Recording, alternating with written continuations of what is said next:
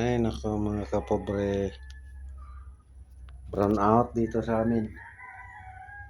Brown out. Nagigising ko lang. Nakatulog pa ako pag uwi ko kagabi. Alas 12 ako umuwi kagabi. Kakaunti lang yung nahuli ko. Binigyan kami ng bigas sa kapatid ko. Bagong ani ito mga kapobre. Nag-flashlight na lang ako dito kasi walang ilaw. Ayan. Binigay lang ito.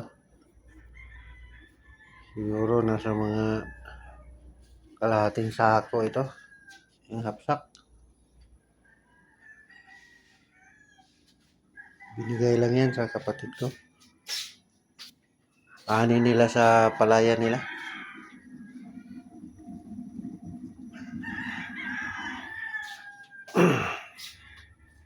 Kaunti lang yung nahuli ko kagabi.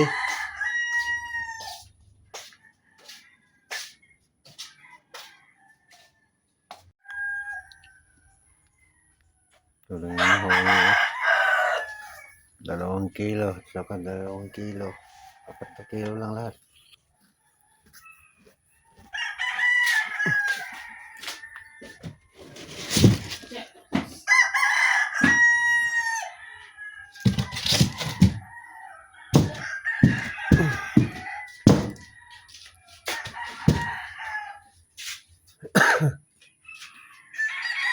Maaga pa kasi nag-ano buwan kagabi. Lumabas ng buwan. Alas 8 pa.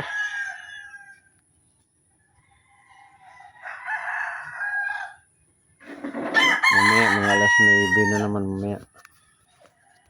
Balik pa rin ako mamaya.